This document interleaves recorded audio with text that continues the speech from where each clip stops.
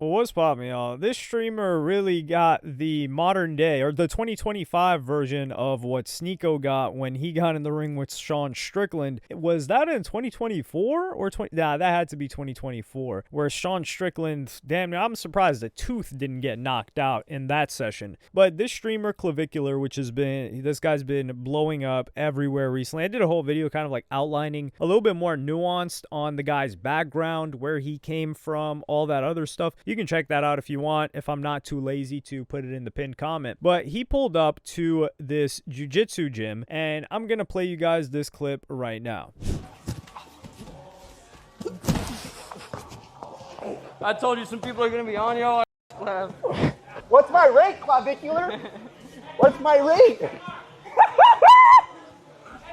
This is for all the bullshit that I gotta watch on my feed all the time. All right. Hey.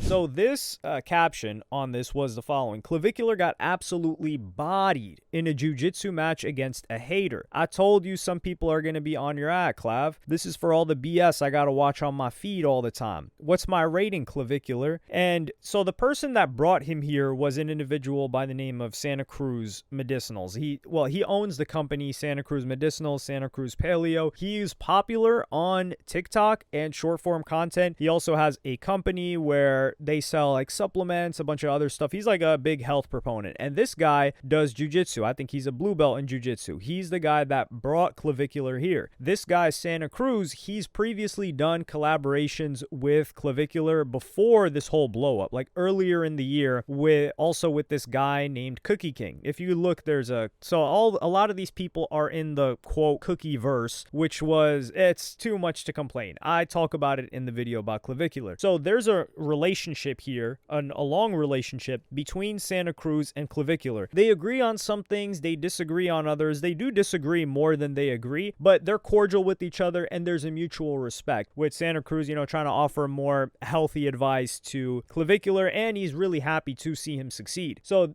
how this all started was that Clavicular reached out to Santa Cruz and said, hey, look, I want to set up me just pulling up and doing some jiu-jitsu for the stream. It would be good stream content. This guy, I think he wrestled Clavicular. I don't know if he never did jiu-jitsu though. He wrestled. And he was like, yeah, dude, I mean, I'm inexperienced. I come there, screw it. Like, let's see what comes of it. He's like, all right, some people are going to be on you. So he pulls up, and this is the first guy that gets on his behind. Now, I'm going to read a reply to this from another YouTuber who is really experienced in jiu-jitsu. This guy's been doing jiu-jitsu for, I think, like maybe 5+ years. And he said the following, this guy, Elijah Long. And he's I don't know can I say that word on YouTube? I really hope I can. He's the R-Tard Maxing guy in the past like a year or so. But he said the jiu-jitsu guy is way too emotional. 99% of experienced practitioners will never roll this hard with a newbie. It's weird how some of the last, quote, third spaces for men get torn down and seen as cringe by the masses of men who would benefit from them the most. Videos like this always seem to increase that divide. And a lot of people saw this, and I personally saw this. I was like, what the hell is wrong with this guy? Now, number one, the most frustrating part about this is that this guy is a moron. Like, this guy's upset.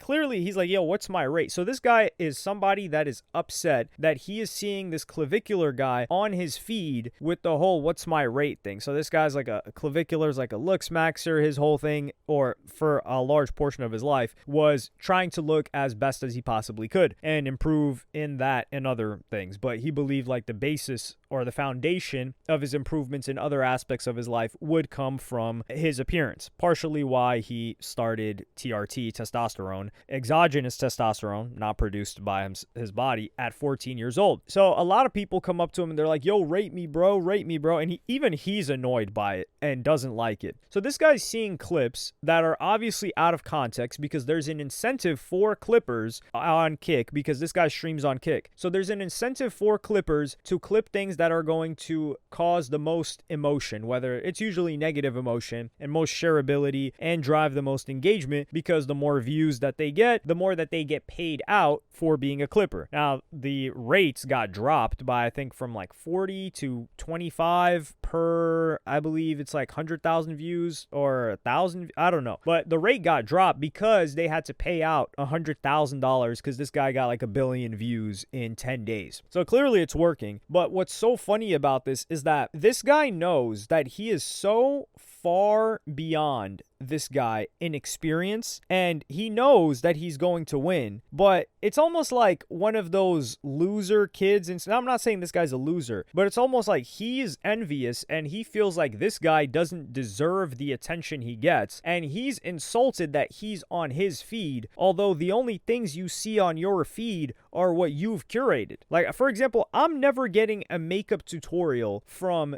Jeffree Star, or who's the other guy that still hasn't. This guy's never suffered repercussions for constantly talking to younger, and when I mean younger, I mean with the A minor type deal, dudes. And it's not Jeffree Star, it's the other guy. I totally forgot his name, but I forgot his name. But I'm never getting recommended stuff like that, because if I'm scrolling, which I really don't do enough, they realize, okay, this is not hitting for him. So this guy, he's getting rage baited, and it's interesting to see a rage bait victim in person and react in the way that he, like, this guy is trying his damnedest, his hardest to submit a guy that people don't expect to even do well, like, or don't expect to do anything. It's not like this guy's a beginner. He just walked into the gym, and he even said later on, this dude Clavicular said this was 5 seconds after he got into the gym. This guy was eager. And this is the thing, like the Sean Strickland incident, we can understand, because Sean Strickland has made it known that he has no mercy on anybody that spars with him, that he's brutalizing anybody that walks in. And Sneeko knew that. Sean Strickland has that reputation, and people felt that Sean Strickland was grimy for it, which I felt like it was a little bit, the guy's got the reputation, so you know the guy's grimy, and then you pull up and you're like, yo, why is this guy so grimy? So I actually didn't feel that Sean Strickland did anything wrong in that exact scenario. But here, this guy's coming in to get some content that you could take the opportunity, and the way that he slammed him, like, yo, I'm surprised the guy's wrist didn't break. And it just seems like envy. And it seems like envy because he doesn't,